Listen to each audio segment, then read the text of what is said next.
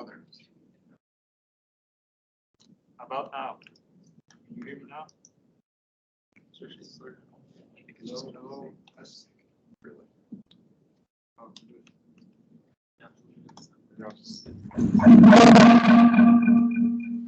Someone's microphone. No, a day has gone by without it so far. At least one conference. Malcolm, you want to mute that?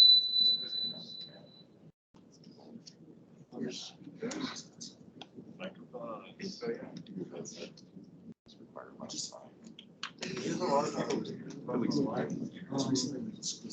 Yeah, my web dev class is just 30 minutes.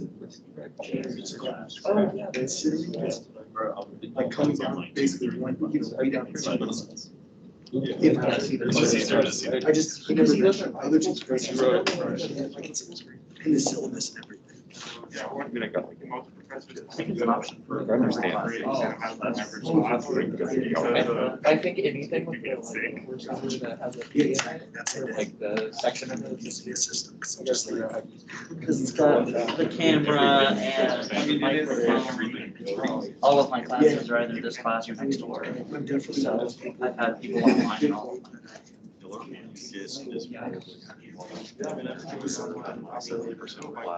Yeah, basically. Really?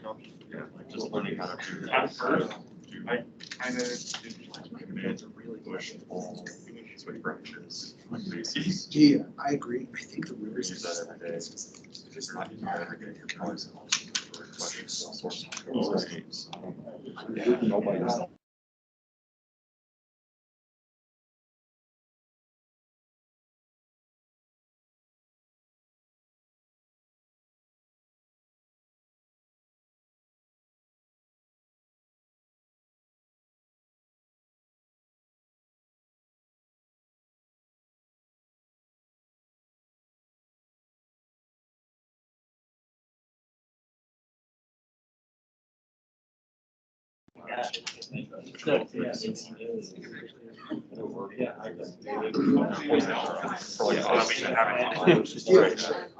Classic Oracle. Don't really work better. Alright, so What's your favorite pickup line? as far as code. the quiz, It's not contributing. starts with the quiz, the review quiz.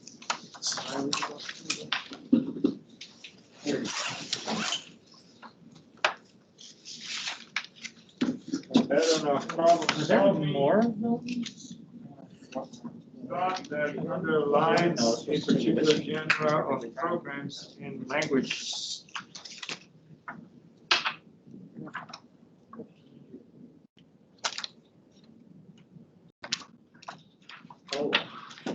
You don't have a car because you didn't come on Tuesday. I think I left my card here on Tuesday. My mistake. You can Oh. go, you can try going to Got it. makers.com, but you need to know your number. Right here. Oh, Yeah, if you just ask him. Right. It's sure we could do the quiz up there. Oh, you don't have a number? Or, no, I guess. You come on Tuesday? Oh, I see. Oh, wait, I know my number. Six. Are you here? It's six. There you go, now you know. It's either six. That's a good question. Yeah. With a P. Click there. Yes, sir.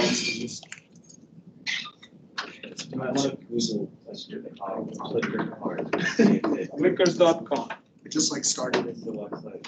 I've been working this job super hard. I just started person full time again too. So it makes sense. I'm kind of a bit overwhelmed. Okay, got it. This is how Get out of the library. the semester seems to go. Yeah, just like fall behind. Just to keep more good grades in the class. So I'm just trying to do this. You know, catch up with it. Can you hear this portion too? Third class.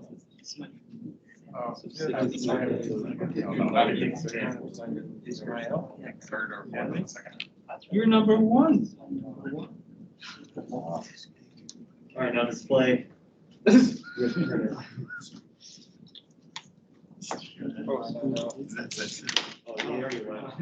knew it was the anyway.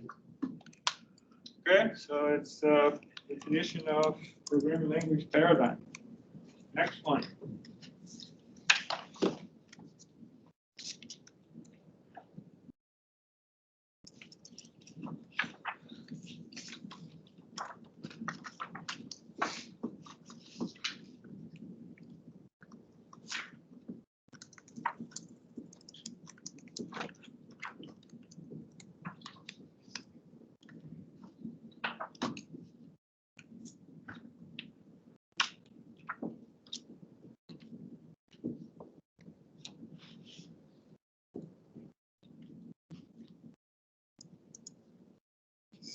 %. Logic programming paradigm. Next one.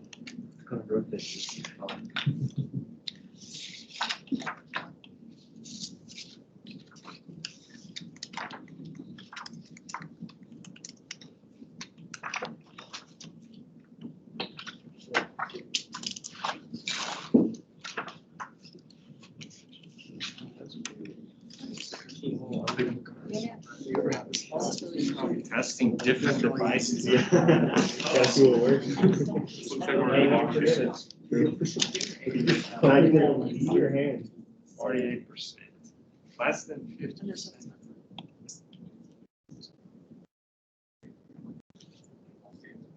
Narrative. So the procedural programming, it is a programming paradigm. It's basically programming language that supports the creation of procedures or functions. Okay. Most programming languages, they support the procedural paradigm. Okay. We cannot even conceive a programming language that doesn't allow us to create functions, right? And when I say procedures or functions, the ability to put code within with a name and the ability to communicate by parameter passing and returning a value. So in object-oriented programming, we call those functions, we call methods, right? Because they are within a class definition, but it's the same concept, right?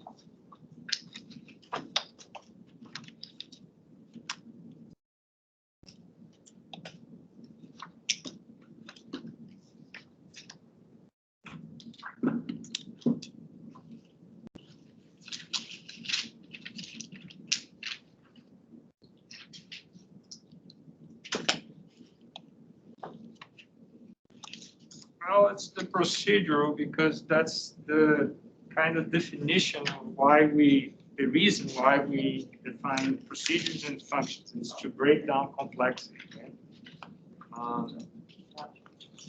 Just to make a distinction, I saw that most of you answered functional.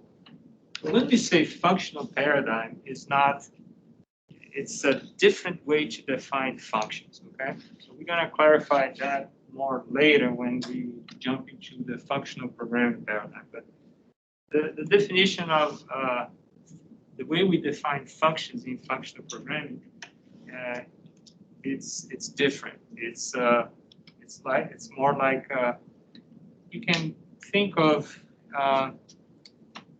as the same idea, like a function has parameters, has a defined scope, right? Return, so it's evaluated to a value. But it allows to treat functions as we treat expressions. So you can, for example, functional programming allows you to, for example, assign a function to a variable, just like we do with expressions. And other things like you can pass a function as a parameter. So just like expressions. So just think that the definition in functional programming is it's larger and encompass other things that we usually don't see in procedural programming. Okay?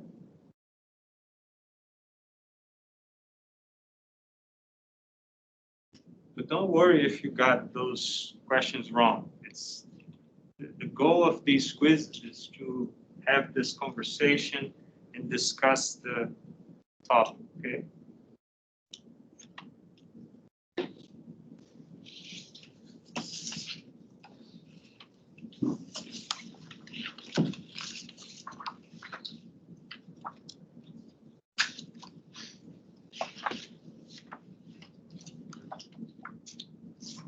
You're pushing the limits of Lakers with. There, it worked. It worked.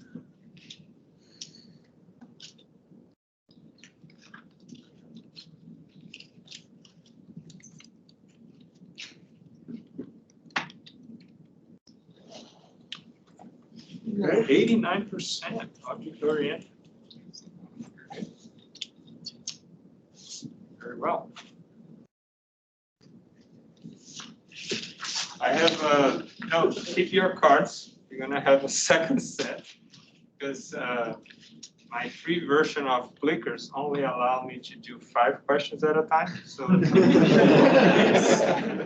have to do another set, but that's okay.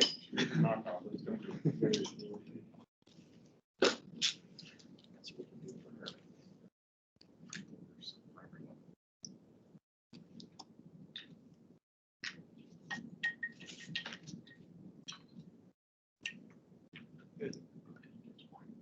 1.2.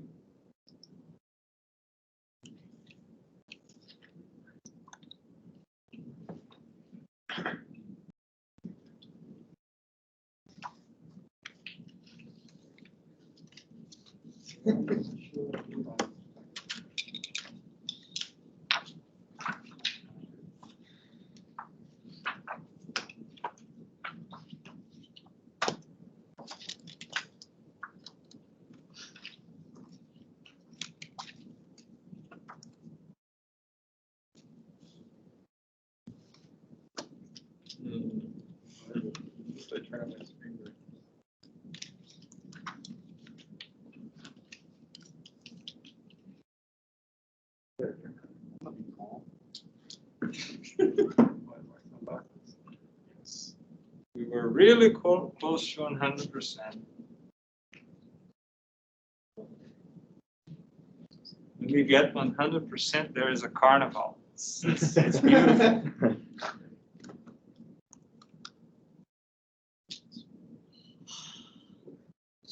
Functionals, okay? Using patterns, mentioned just like we do in math, define definition of functions. That's the functional programming. So these questions now, they are about what we're gonna talk about today. So just do your best.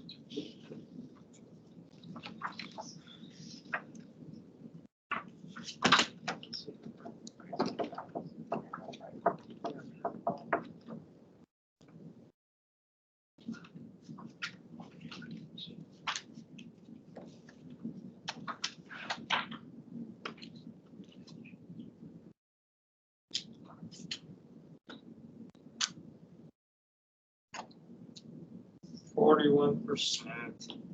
It's the compiler, okay?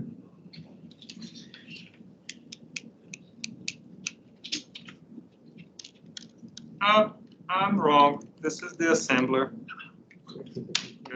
Because it's assembly code into binary. Yeah, my bad. That's actually assembly.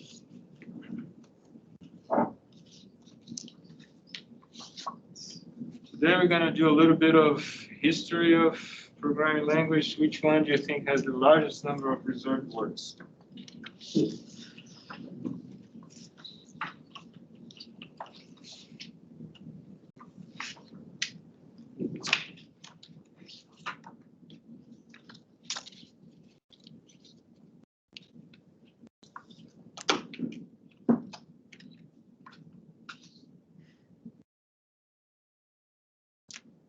Really amazing that clickers can read your phone. It seems so small.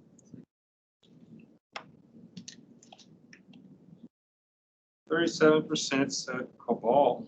Got it right. 300 reserved. Oh, that's right. It makes you wonder, you have to come up with a name to declare a variable. It's challenging, right? Or name a function.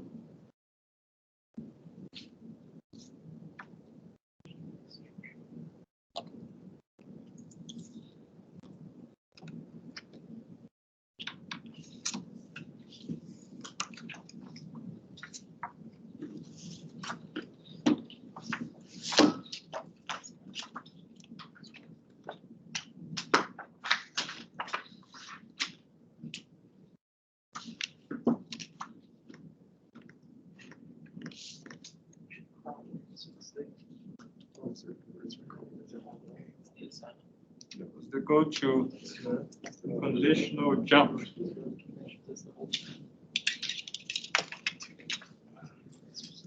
The last one. What was the answer for that?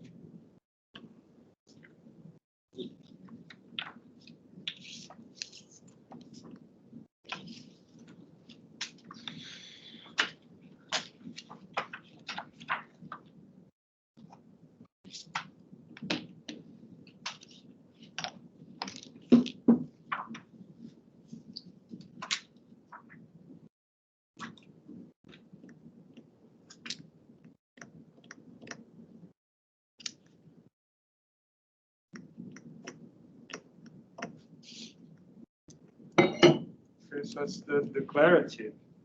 Because the imperative, you write a program by telling all the steps, right? So you describe all the steps how the program solves the problem, to solve the problem.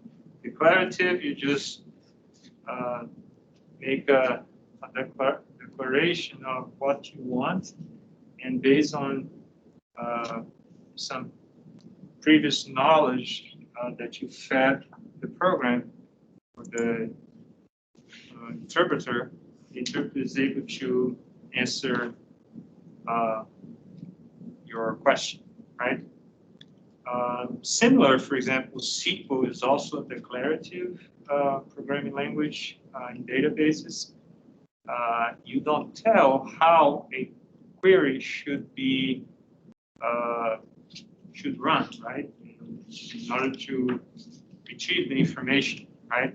You basically tell what you want, right? And the interpreter, based on your query, will figure out all the steps in order to extract the information from the database and answer it.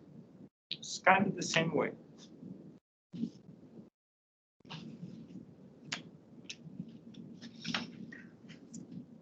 How are we doing online? Can't do clickers online.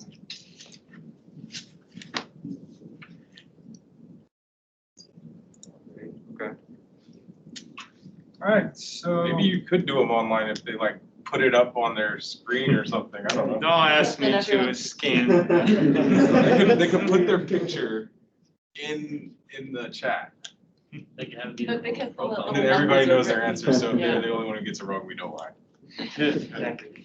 Oh, yeah, yeah.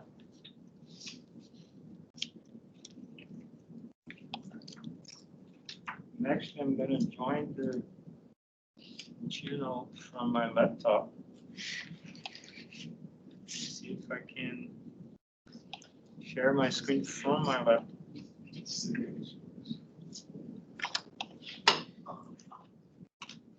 I I don't know where the questions are.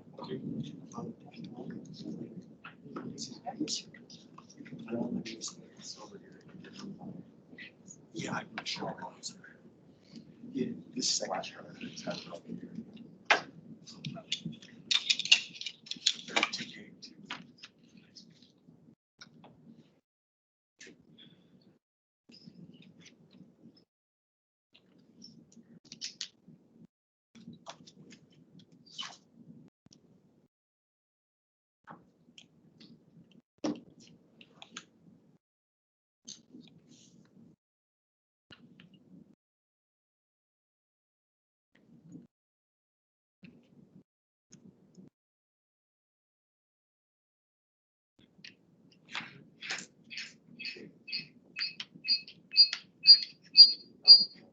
What's going on?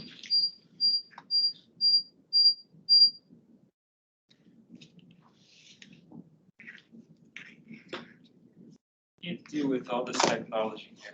2 computers, it's too much.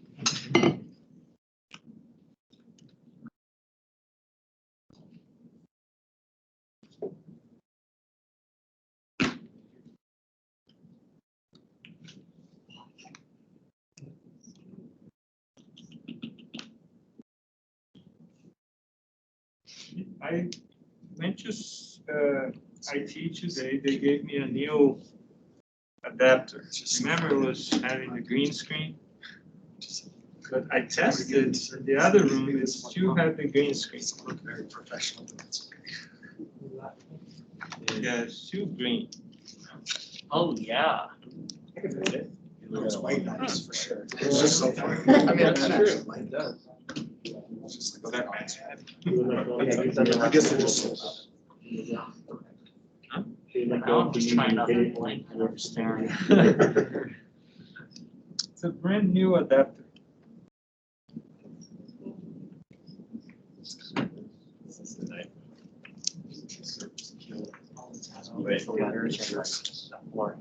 The one thing that worked was Self-servicing battery, it's got if I share my screen Cyberpunk. and then I project from this one. Let me see this.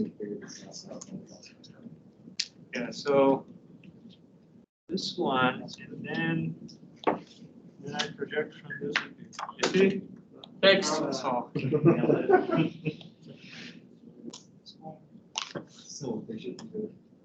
Very efficient. But I don't know how to make the screen bigger. Oh, that's the best I can do for now. 3 dots, right? At least I can control from my computer. You want to just make your screen big, like the image bigger? Full screen option in Teams. Yeah, I think so. And the 3 dots. And the 3 dots. Where's that?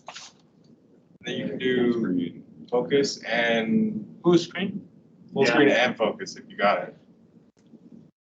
Better. This guy here, maybe I should, because I'm in the browser, right? So if I,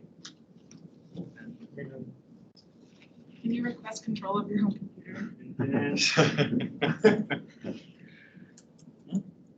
then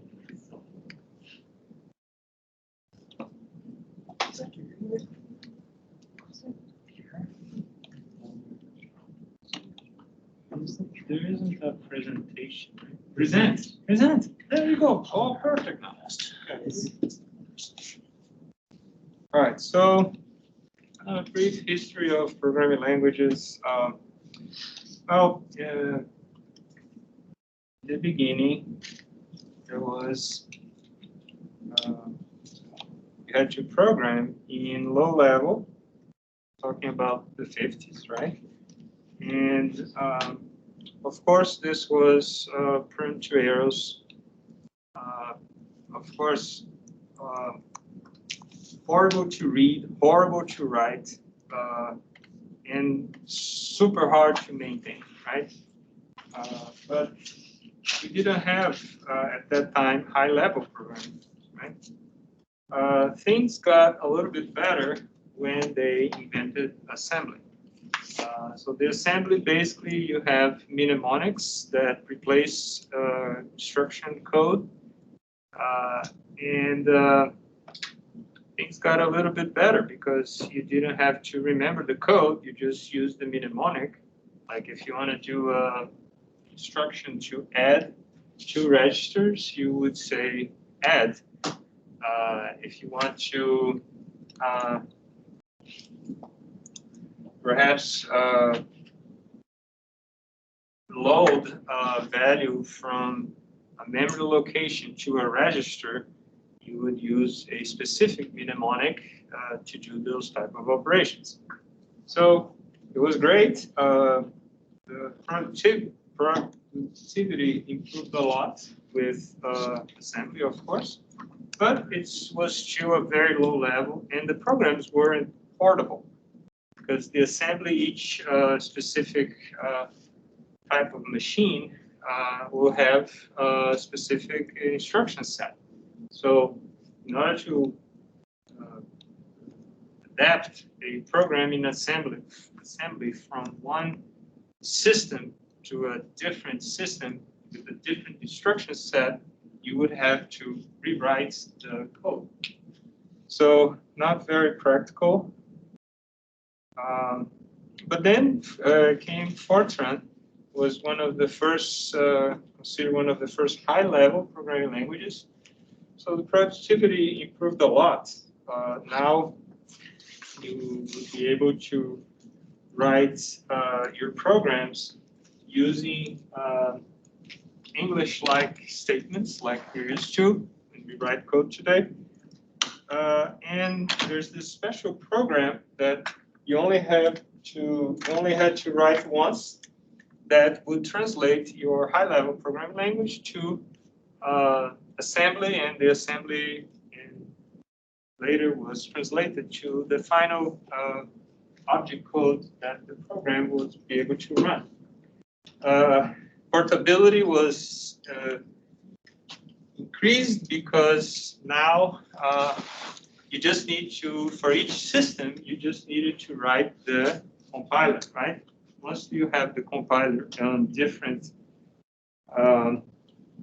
platforms, you'll be able to port the source code from one platform to another, run the compiler, recompile the code, and there you go. You have your program running on a different platform. It wasn't as smooth as I'm saying, because biggest problem, especially with Fortran, was the lack of standard. So the Fortran that was implemented in one system was slightly different than the one implemented in another system, because they were different vendors, right? IBM implemented some Fortran, maybe a different company, I don't know, Unisys, we implemented a slightly different Fortran. And the lack of standard was a problem. So Fortran was really revolutionary, still being used today, mostly for scientific computing. And one thing that was interesting in Fortran was that the way you define variables, if the type of a variable was defined based on the name, how the variable name began. So if it was from A to, I think it was like K or L, the variable was assumed to be an integer.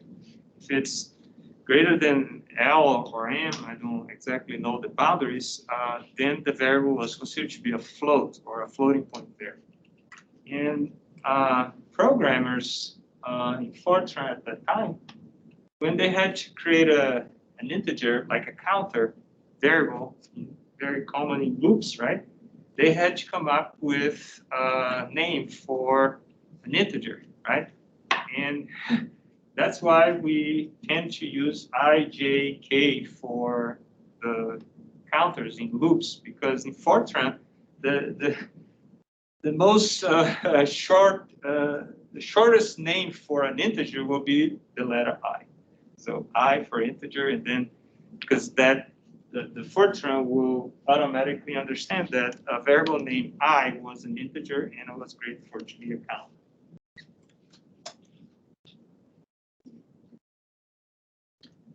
Then we had still in the 50s, ALGOL, very revolutionary programming language, short for algorithm language. At that time, and especially based on work John Backus was scientist working at IBM. He developed Fortran. So this guy is very important for computer history programming language because he was part of the Fortran project. And based on lessons learned when he worked in the Fortran project, he decided to come up with a formalism to define programming languages syntax. That's when the eBNF, or the BNF at that time,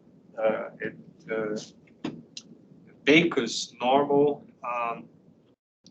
form is the notation that we still use to define programming language grammar, the syntax.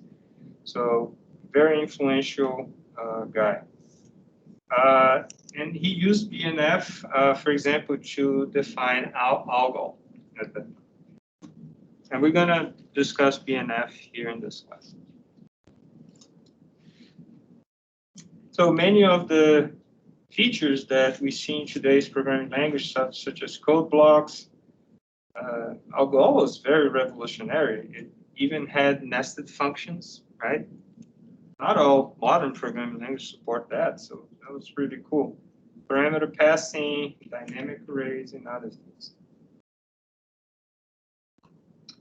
And then still in the 50s, we need to talk about COBOL. It was acronym, the name is Common Business Oriented Language. Focus is on data processing type of applications, business use, aim for easy readability and portability. I had a short experience with COBOL when I was an undergrad. I was working back in Fortaleza, my hometown, Brazil, and there was this big, large financial institution, and they were offering internship. So I got this internship, and I initially started working with Clipper. I don't know if you ever heard of this. The base 3, the base 4.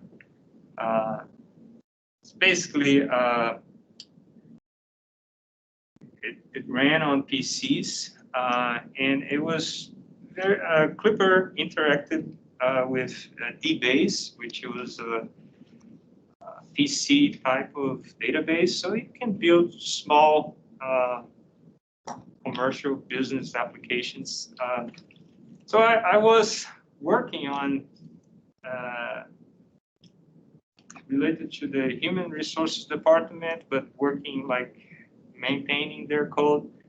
And I was actually working on what the future was at that time, which was PC, right?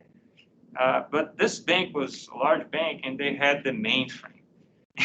And at that time, I'm naive, and I was thinking, oh, mainframe, that's the way to go, right? and it was definitely not the way to go, right? I should have kept myself away from the mainframe. But I was curious about it because it's like when some of my friends from undergrad, my colleagues, some of them were working, and they like, oh, we send a report, and then we have to go to get the report on the special room through glasses, and we say our name, and they give us our report. It's so cool. So they were bragging. I was like, no, I want to go to the mainframe too. I want to see that, how it works. I want to touch the mainframe, right? So I asked my boss to, look, I don't want to do Clipper anymore. He said, Clipper is the way to go. People are moving to PC. You want to go to mainframe? Yes, I want to go to mainframe. So I was transferred to, he accepted. There I'll go. And the first thing I had to learn was COBOL. And first day, I already disliked it. It was a terminal, so it wasn't a PC. You hit enter, and then there's this, right in the bottom here, it appears X system, and then it was like loading. So you have to wait, right? So it was a very tedious process. And basically, they just wanted me to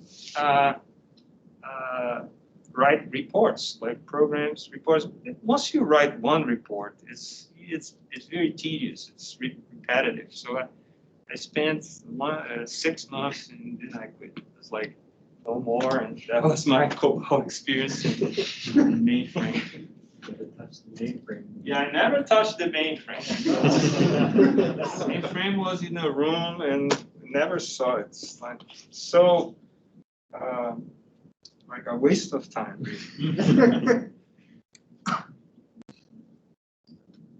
But anyway, things we do, right, when we don't know what we're doing. And then basic.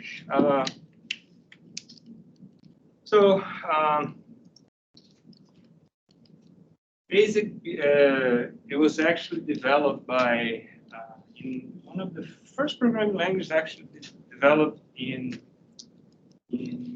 academia, right? It was developed in Dartmouth, what's the name of Dartmouth? How do you say it? Dartmouth. Okay. I want to say mouth, but it's not, right? Dartmouth. Right. So a professor there, he developed BASIC, and then the code was open, and I think it was open source. Microsoft took it, right? Bill Gates got BASIC and embedded or shipped their PCs, the PCs with BASIC. So it was one of the first hits success of Microsoft products was BASIC. And then they, more recently, Visual Basic, right? And then I think they call Visual.net. I don't know what their name now. But it's still around. I had a small experience when I was in high school, PCs that came with BASIC, and I thought it was cool. Easy to learn, right? Small set of instructions, commands that you need to memorize. Yeah, so BASIC. Yeah, there's the name of the professors that created. Pascal. Today, you guys learn Java, as most classes here in MSU. At my time, it was Pascal. Pascal was the language to learn. That was the. Here it says the 60s, but don't think I'm that old. Talking about the 90s, okay? But that was Pascal and C, right? C, I was also exposed to C, C++ towards the end when I was graduating. But Pascal, strongly typed language, requires explicit type conversions to proceed. Pascal was an answer to the problems that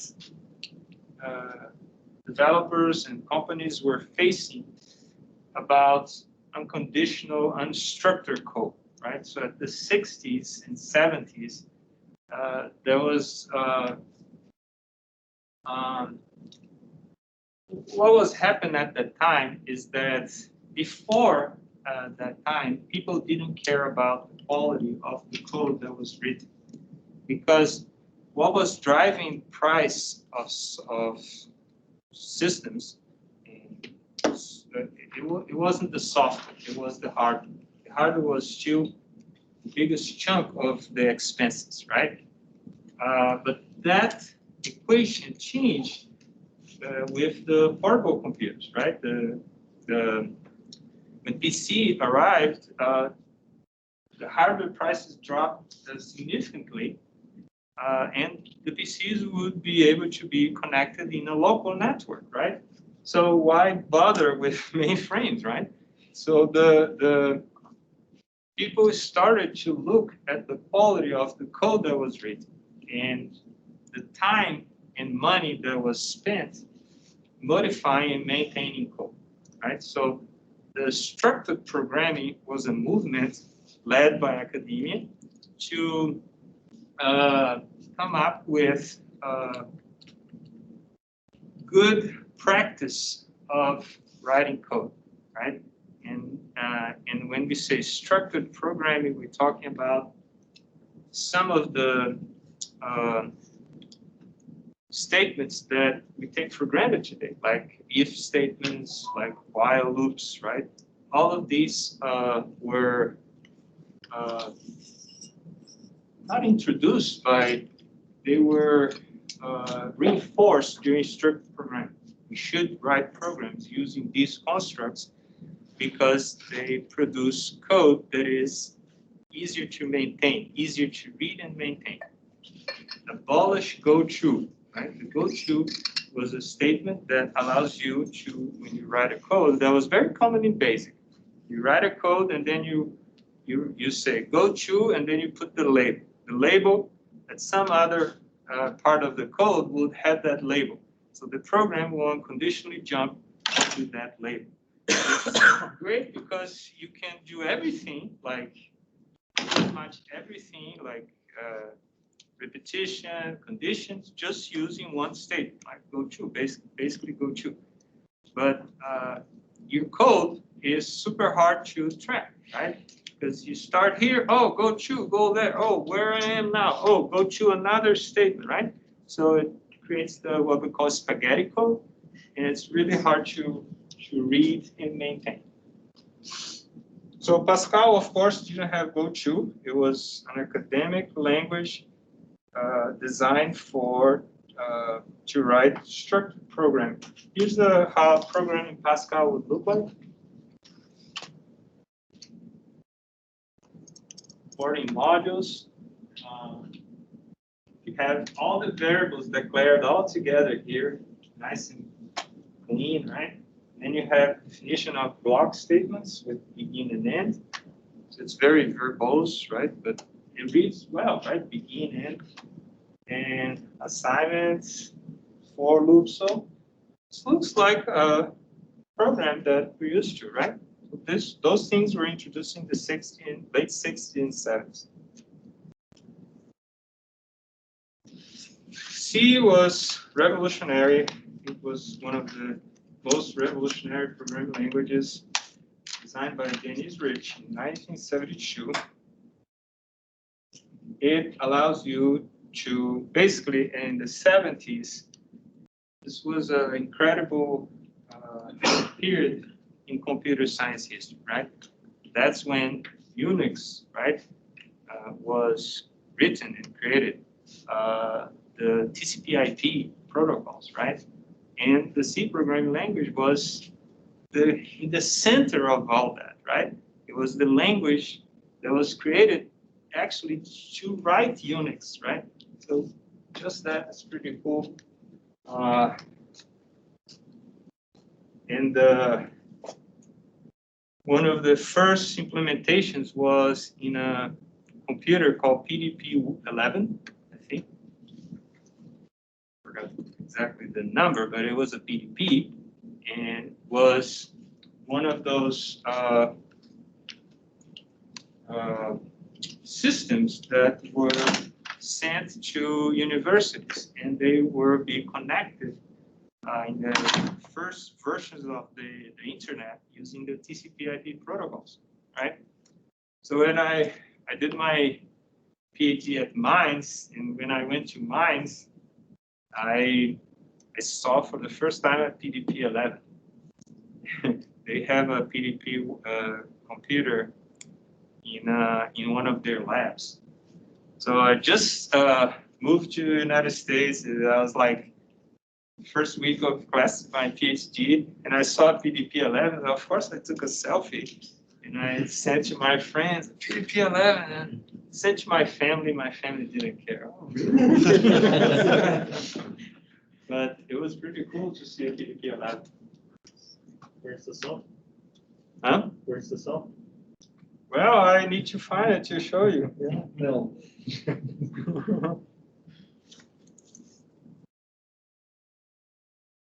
So, what are the good things about C? The ability to do direct memory allocation from the heap, a special memory that your programs can use to allocate memory other than the stack. So you have more control on memory allocated there. And so you will be able to do that. So this is an important feature because especially if you're writing system applications where, for example, you're writing an operating system, right? You need full control of the hardware to be able to do memory allocation and also directly reference memory addresses. That's also something that C supports through the use of pointers. So it gives you a lot of freedom and flexibility as a programmer to be able to go to the low level, interact with the hardware. But on the other hand, this freedom, it might create also problems, right? If you, for example, we're going to discuss some of those problems, but memory leaks is a problem. For example, if you allocate, but you forget to deallocate, right? So that memory is going to be associated with your program, and no other program will be able to use that memory, right? So you should do that responsibly, right? You should allocate and then remember to deallocate. Things like it allows you to, it didn't check, for example, when you use an array, check the boundaries of the array, right? It's something that all programming languages do that and throw an exception if you try to access a location outside the memory boundaries of your array, right? C didn't have that, so it was very common, especially when you're learning, program will crash, right? And it's hard to debug, hard to find these errors. Didn't check type, right? This is especially important when you make a function call in C. Let's say that the function is expecting integer parameters, right? But in C, if I call the function and pass a floating point or a string, it didn't care, right? The compiler didn't check for these errors. So it gives you a lot of freedom, but if you didn't write the code carefully, you'll be coming up with situations where you, in other words, in writing code in C, you couldn't rely much on the compiler because the compiler will do the bare minimum.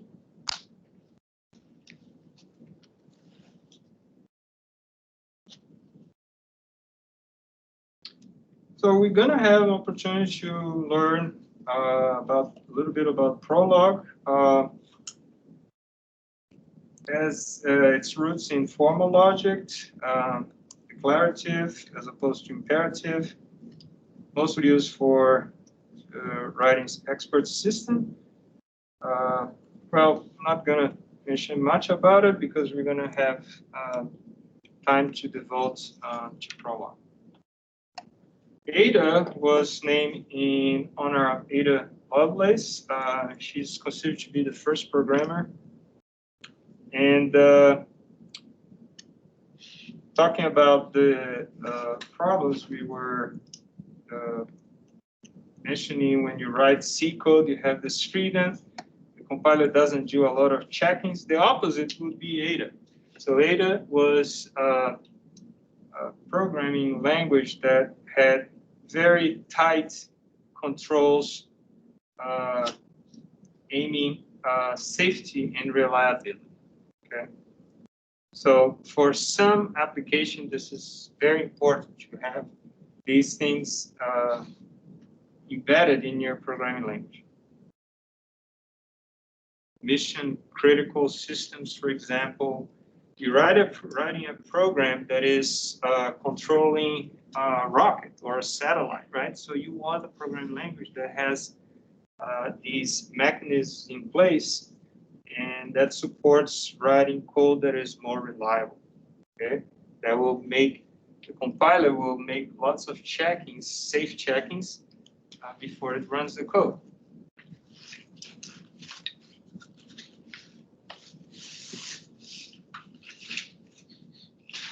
Python, most programming language that I mentioned so far, they are statically typed, right? So that means that once you declare a variable of a specific type, you have to stick with that binding, right? You can't change it later. In Python, as you know, you probably know, it uses dynamic typing. So if you have a variable, you actually don't have an explicit variable typing declaration. Python. You just, the type is inferred based on the value assigned to the variable. And you can't change that later within your program. It's an interpret language. So in order to run a Python program, you need an interpreter. And one of the biggest advantages of Python is your expressiveness, compact syntax. All of these things make Python very easy to learn programming language. You can, just with a few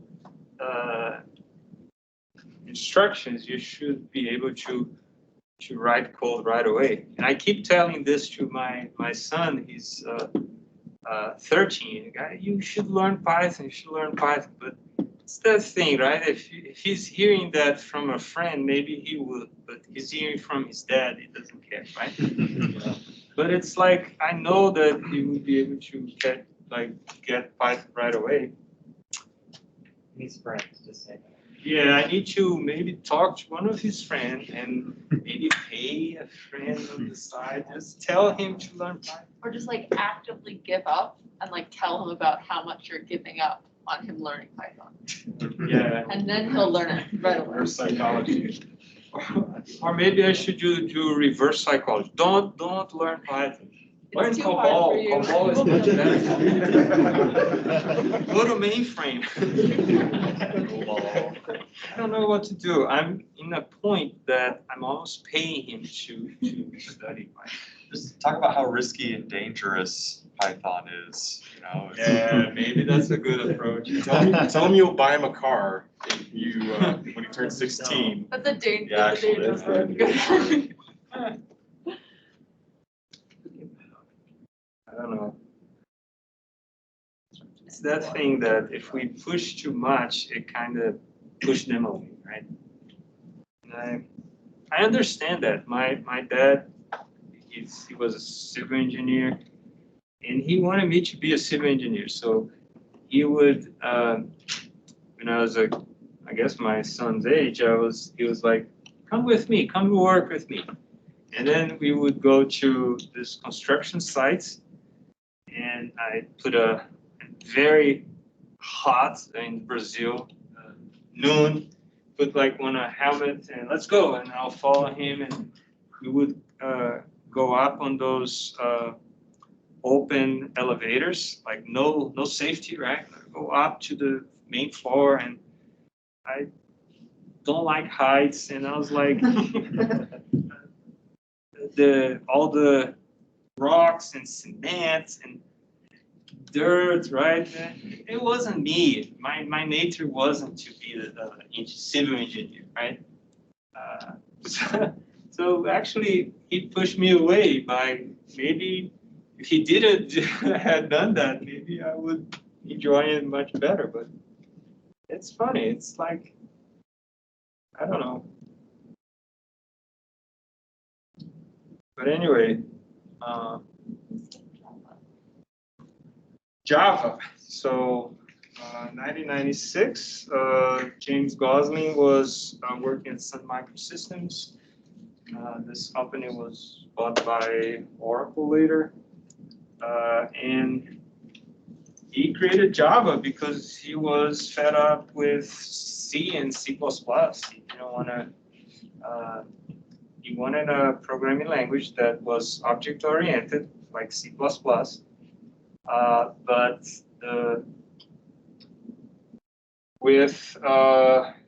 he wanted to be a safer language, right? In the sense that he didn't want to care about memory, the explicit memory allocation, the deallocation. He wanted something to deal with that. So virtual machine, right? Garbage collection will do that. And he wanted a simpler object-oriented implementation. For example, things like multiple inheritance. Now that's too complicated. Creates language will be too complex. Let's put that aside. And so he made like a C++ better. Because to be honest, who likes C++, right? C++ is horrible, right? It's like, and the biggest problem with C++ is not the language itself. It's the fact that they wanted it to be reverse compatible with C, right? Compatible with C. So I think that was the biggest problem with C++, right? If they had started from scratch, they would have had something like Java, right? And Java is still a big success. It's still one of the most popular languages of all times, right? So, yeah, so I think to teach object-oriented paradigm, I think there's no competitive language like Java, for example. I think it's very clean how they implemented the paradigm. Haskell, we're going to do a little bit of Haskell in this class. Functional, trace its roots back to Lisp. Mirrors mathematical functions. Functions are stateless. Their valuation depends only on their input parameters. The criticism of Haskell is how they did the input and output in order to preserve the pureness of the functions, and I think it's kind of complex and it's hard to understand. We're going to discuss that later. And here's some timeline of programming languages. Studied that hard. In the final exam, I'll probably put some like blanks. You have to remember. I'm kidding. No, just so you can see some of the how programming language influence others. For example, C, C++, C++ influence Java, C++3, and then C#. C influenced Perl, Perl influenced Python, Python 2.3. Anyway, so look, Java influencing Scala. Scala is also influenced by Haskell. Then you have Basic, Visual Basic, VBNet. Prolog is always Prolog. It doesn't influence no log. Nobody. Prolog influenced Prolog and influenced Prolog. COBOL is still good. Do you know that COBOL is multi-paradigm now? It has, I think, since 2000, 2000 some year, it's object oriented. So COBOL now it's object oriented. Algol, Pascal, Ada, Spark. Spark is a relatively new programming language. I'm going to learn more about it. Anyway, so this is more than what I was expecting to do for a history of programming language. I want to switch now. So far, it's been only lecturing, so let's change that. And I asked you last time to have Scala set up. You guys were able to install. I suggest using IntelliJ, and then install the Scala plugin, right? And I want to do some initial coding with Scala. The first homework was assigned. It's going to be based on Scala. So let's do that.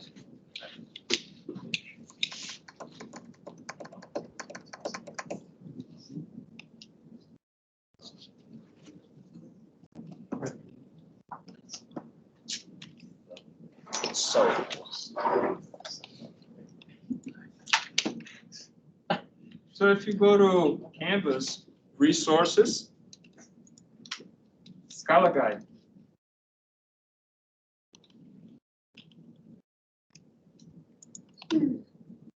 Okay, so Scala was created by a German computer science professor.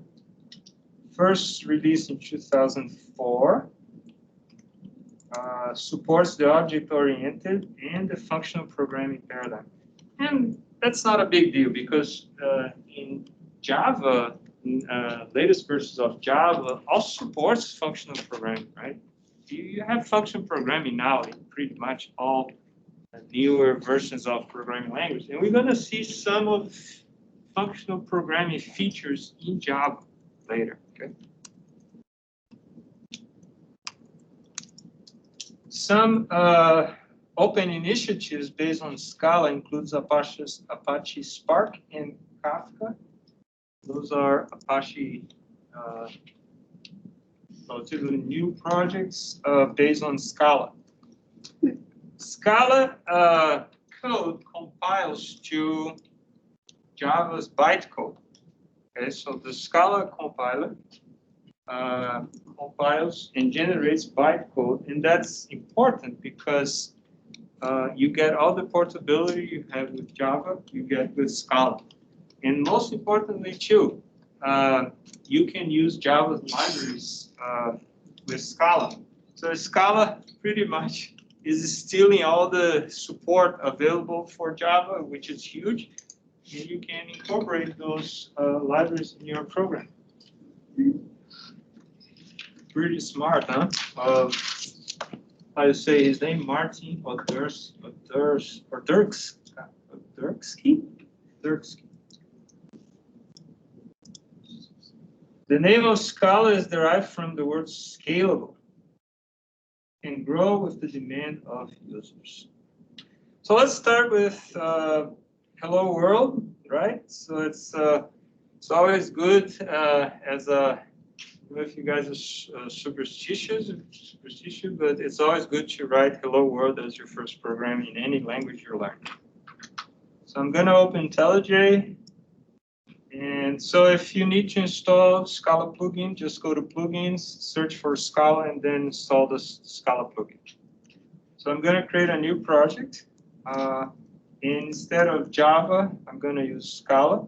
And then you have these kind of project templates for the homework, for the first homework.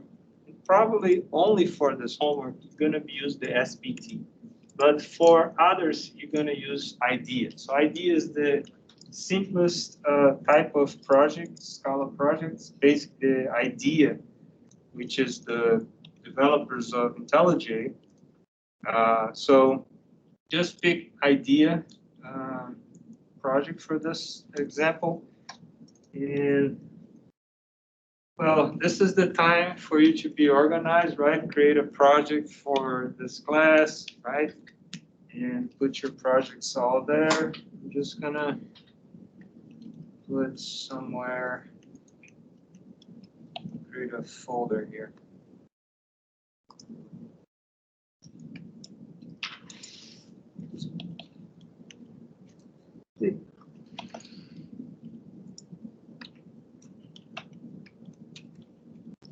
hello world.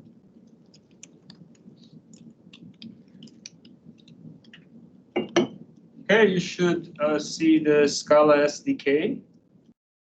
And you should just click finish and create project. In the SRC, you're just gonna new, and you're gonna use Scala class. Okay, so some options you have. So you're gonna pick an object class. What is an object class?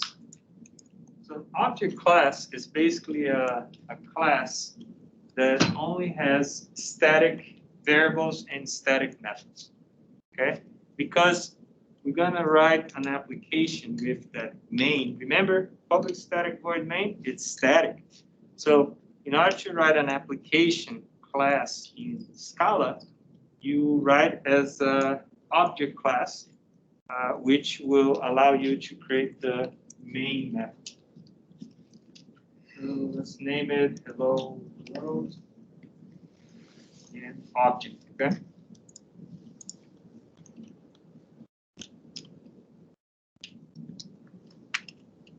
Yes, VM doesn't work.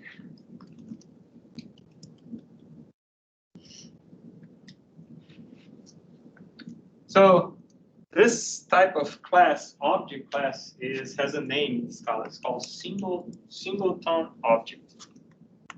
Then you can define main, and I'm just going to copy this. Okay, so main takes an array of strings. This unit here is like what we use in Java called void, similar to that, but it's actually a class. And we're just going to do print line. Look, we don't have to do system.out.println. We just do print line. Finally, someone got rid of that system out print line. Okay? So we're ready to run. You can run your hello world in Scala, your first programming in Scala.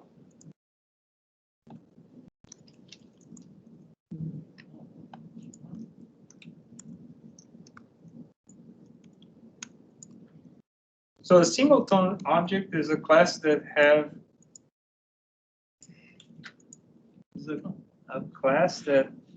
can have only one instance. Okay, so the idea of a singleton object is a class that can have only one instance. Okay, so when I run example 1, this instance will be automatically created. So you create a singleton object using the keyword object. It has an implicit instantiation, so you don't need to instantiate singleton objects. Okay? It is done automatically for you.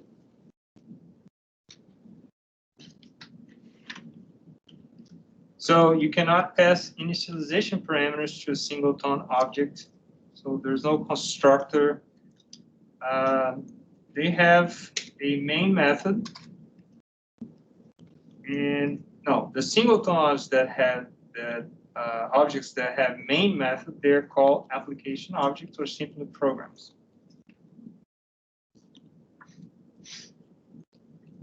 You can also do instead of doing the def main function here, you can also just do extends app and then write print line. Prefer this first one because it reminds me Java. This example here shows how to declare variables. As you can see, you need to prefix a variable with the var when you declare.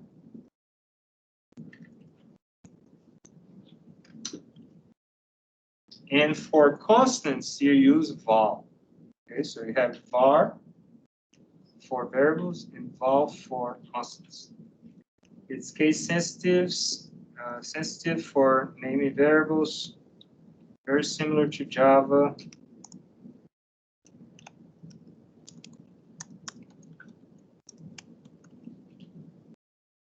Okay, so you can copy this code to see it running.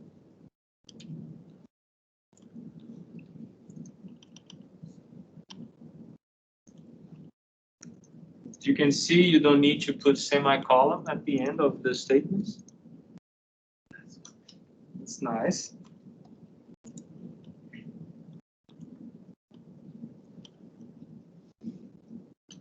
The IntelliJ is telling me that those vars could be vol because I'm just assigning once and I'm not modifying. So why not? This is actually a constant, right?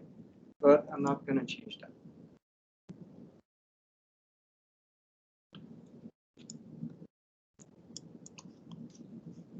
So this program in Java for these types, you probably use built-in types. But as you can see, all these variables, that these types here, they are capitalized, so they are actually classes, class types.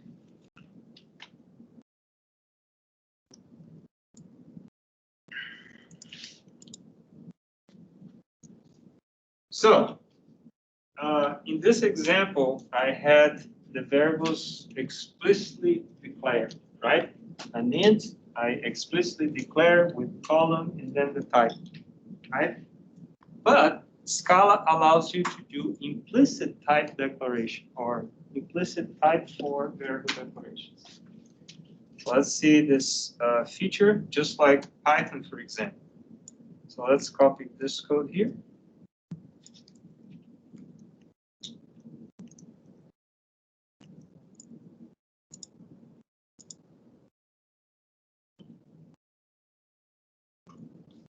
So look at this. Test one, right? I use var, but I didn't use the column and the type. So, and I'm assigning a string, right? So this is what we call implicit type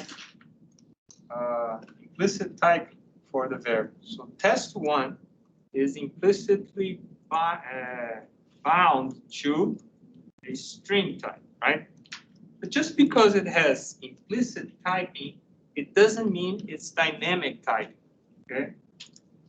And the test is, okay, can I assign a different value of a different type to test one? So look at this. Test one, I'm trying to assign 10 to test one, right? And I get an arrow saying, look, type mismatch, required string. So that proves us that Scala is strongly typed. Okay, so don't be confused of implicit typing and dynamic typing, okay? Implicit typing, you don't need to specify the type when you declare a variable. It can be inferred by the value being assigned. But dynamic and static typing, it's a different concept. It's just, can you change the type, right? Once you declare it, and you can't in Scala. So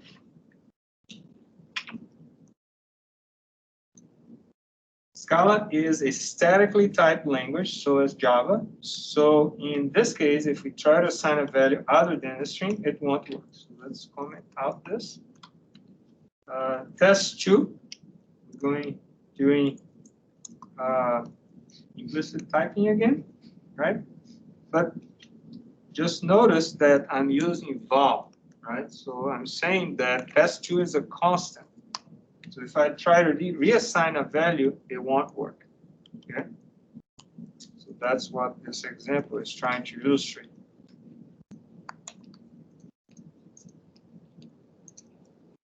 I didn't even mention the operators. They're the same as C++ or Java.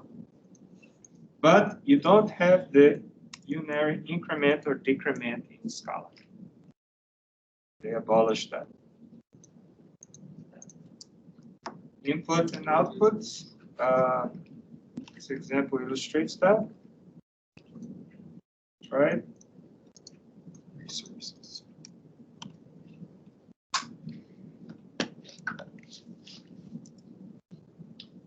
You use std in, you need to import this module, Scala, this package, Scala IO std in.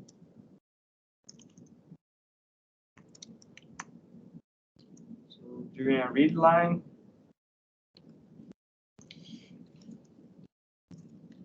creating an integer, creating a double.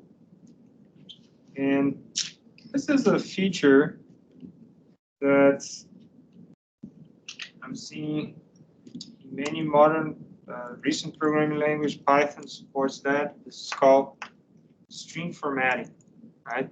So it allows you to do substitution.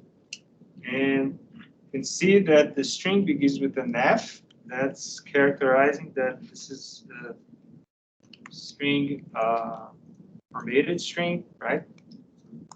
And as you can see, inside the string, I have this this name, right? It's the name of a variable, so with a dollar. So because it's prefixed with a dollar, it will be replaced by print with the value for the variable name. So that's pretty cool. And you have that in Python, right? What's the symbol used in Python? Is it a percent for substitution? Sometimes I get confused. I think you do it in braces, right? Yeah, it's just Oh, braces. the braces, right? Okay. But it's the same idea, right? Same idea.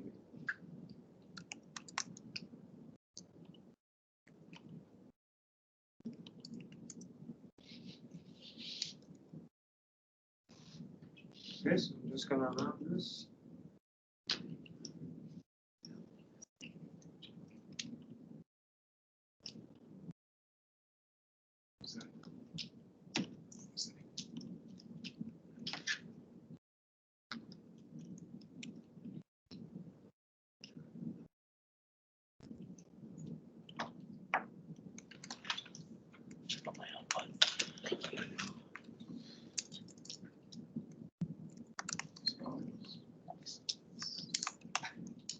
There's a link here for the Scala API documentation. This example illustrates how to work with files. So why don't you guys do the examples working with files?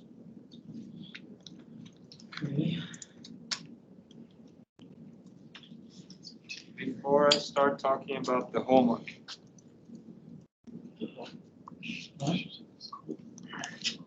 I think it might work. It's supposed to be done. So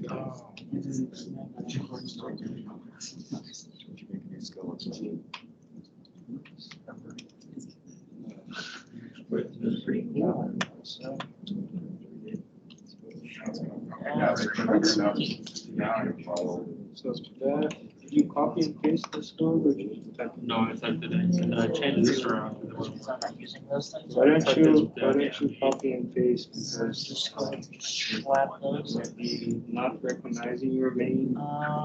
So copy and paste. Yeah. No, it's trying to print to a file. Oh. It's running two headers.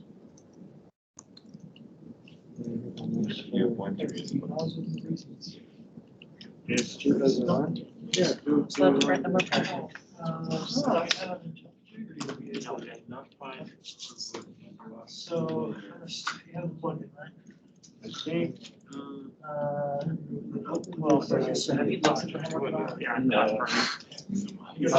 looked at it today. Next Tuesday.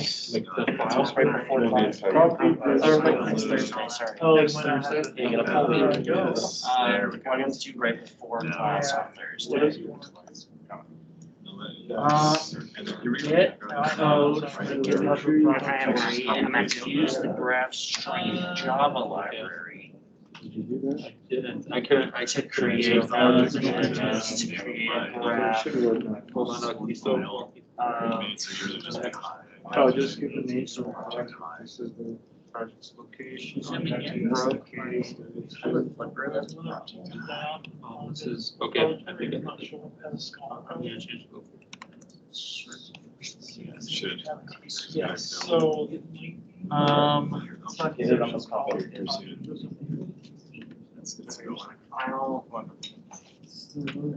This guy. Oh, we need a different input output. Gee, I would have my computer out, but I broke it this morning. He's got a new one. Project name is Sure did. Actually happened. Okay, we I have watched it just happen. exit out of the project. You watched it break it? It was software dev, or sorry, it was web dev, early this morning, yeah. He stood right next to me and I could just see the sweat. Wait, so why did you need to reinstall the whole OS? Because things weren't working. Yeah. So brick it. Because human is superior. True facts. Good, I was a little behind just to get my Scala set up. I just got it. You really, all you had to do is just update your. Picture with this since last summer. He's like totally not. I literally don't care. Yeah. Maybe we get like some like. He's like, new laptop, let's go. Summer last year. I just like, didn't have a printer, and I forgot for a while, and then when I registered, saw you with my professor, I was like, oh my gosh, I totally owe him a This picture. is so important, you just show that in your LinkedIn profile, you get a job that's anywhere. That's what I figured. Because How does OS take speed? Well, I didn't do it for a peak, so why not make it a Colorado one? No, that'll be the next. I don't need any people. That'll be like, what's Yeah. what's the one that big line does? This summer? No, it was last summer. Yeah. How they already have. Yeah, they have alcohol. Well, I guess, yeah, the first full semester of COVID. Summer. Control Y? Control Y deletes. Supposed to do redo. Wait, Get why rid of why the is there energy. G unit anyway? Why is there G units at all? Yeah, it was a long time ago. 13 months. To be honest, it feels like just a He blink of just an eye. did, but for some reason it auto-popped. Just ready to reach out. I really There like we to go, see us. now it. See us. That's all that is. I just really like to see us too. Just Know how to get it in there? So- What do you think? So like. You go into project from scratch. This golf. No, he Yeah, had. and real cool too, 'cause it's like. I kind of know how to code. That's a little more complex things.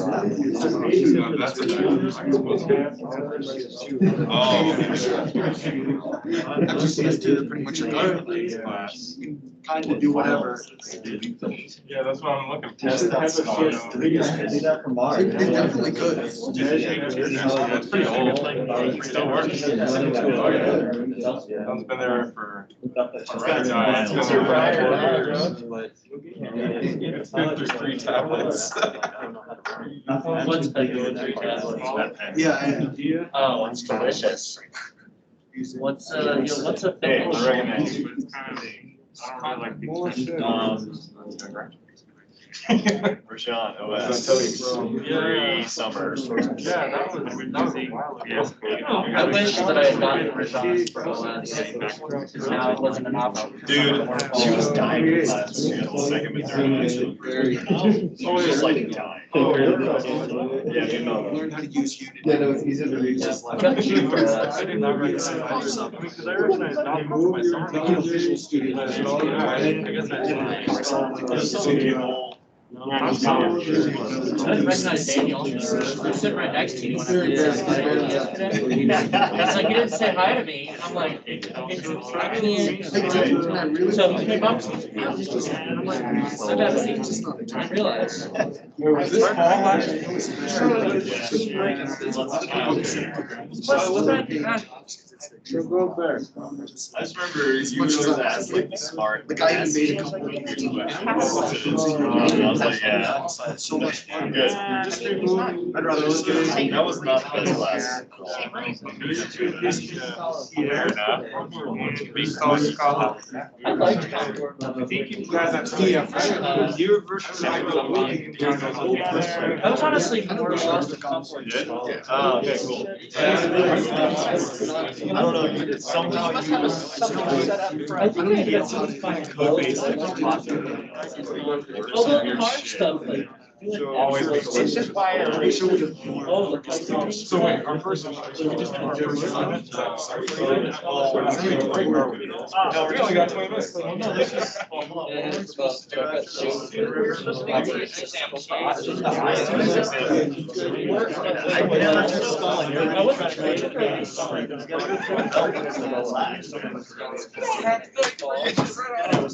You got a dash out like Come on in.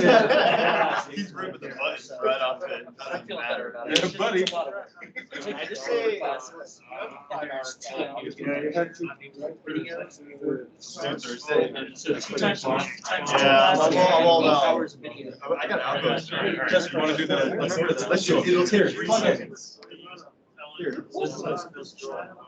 No, yeah. Let's just do it on one computer. Let's go through the examples for 20 minutes and then right after we can. It's got side side every week. Relax. I don't even know where my, I don't even know where my. All right. It will show. Let me talk about the homework. Yeah.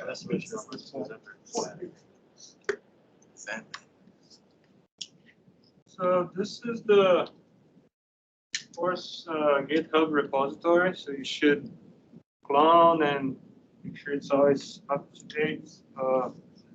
Whenever you want to refresh, you do a git pull to refresh your copy. And if you go to, so right now, this is how I'm going to share code with you. Homework 1, graphs. So that's the first homework. Is pretty simple.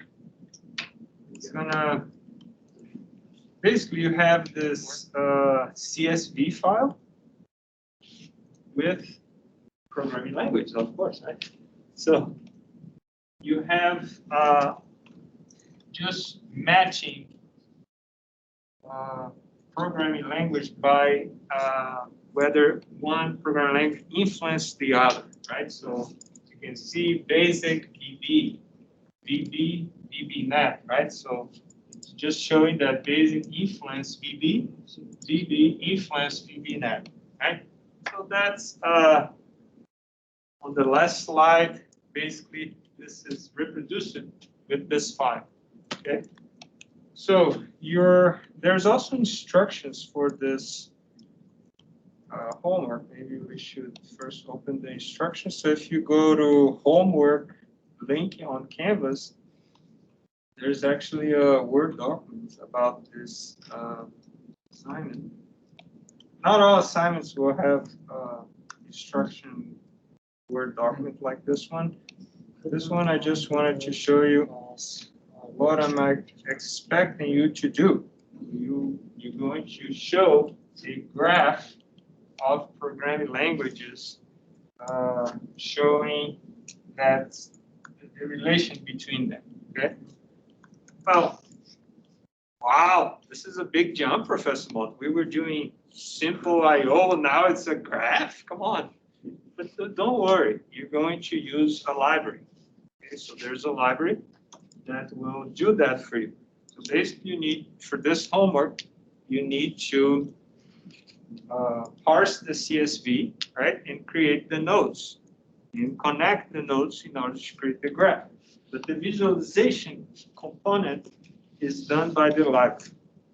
And it's also to illustrate that, to illustrate how you can easily incorporate a library in your project in Scala. Although we're not going to use a lot of libraries, I don't think so in this course. But just to illustrate that and to have you guys implement this graph. In order to facilitate how we're going to incorporate this library, it's called GraphStream, into your project, you're going to use a different type of IntelliJ project. We use the idea, right, for the examples. For the homework, you're going to choose SBT. So SBT is the package manager, one of the package managers that Scala can use. in just like Maven, other projects use, SBT is just a package manager. So let's go ahead. Let's say you want to start your homework, you click New Project. So you click on Scala, and instead of choosing IDEA, this time you're going to use SBT, okay? So click on SBT. Next. Then you're going to give it a name. How about homework 1? Click finish.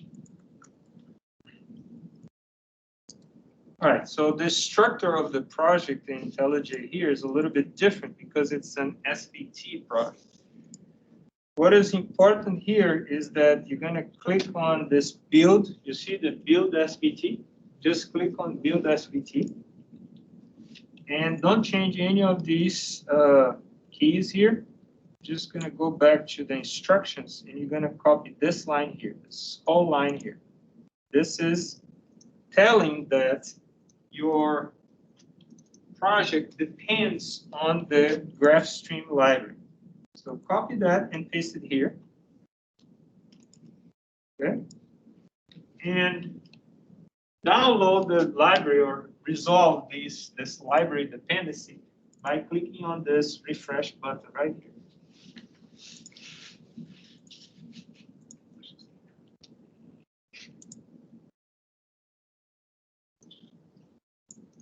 So at this point is downloading the libraries that you need, the GraphStream library. And then you go to SRC, open main, because you want to start your source code in a folder in Scala that is sources root, right? It's only the blue folder. So for SBT project, it's not the SRC, it's SRC main Scala. That's where you want to copy the 2 source code that I'm providing. And you also need to copy these files here. So let me show you where you should copy those things.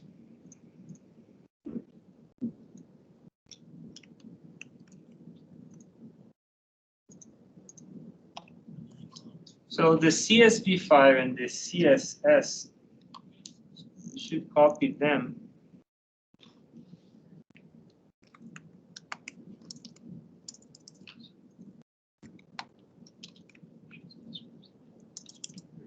To the root of your project. Just copy those files here. Okay, so you're going to see those files here. Build as PL CSV and style sheet CSS. Those files in the root folder of your project. The source files, right? So those are under SRC. Just copy these 2 Scala source files and put them under SRC main Scala. Okay, so go back to IntelliJ and you should be able to see those 2 source files. Open the Hello GraphStream. You should be able to run it.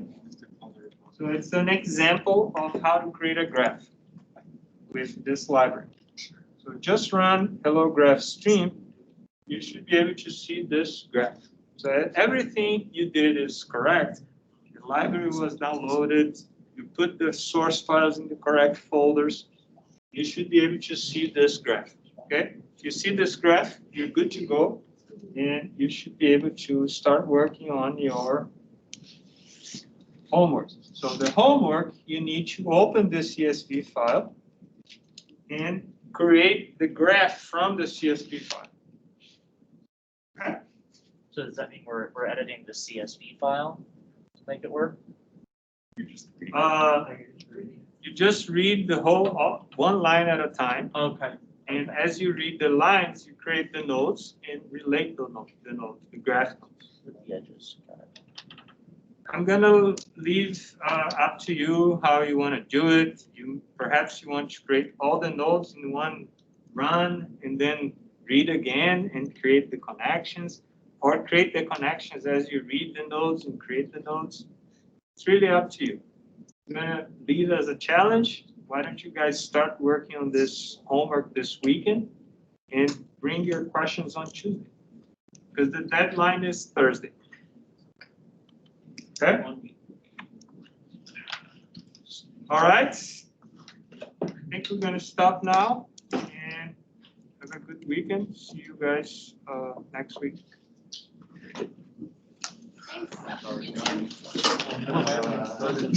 Actually, just got finished installing my phone. Oh, nice. Yeah.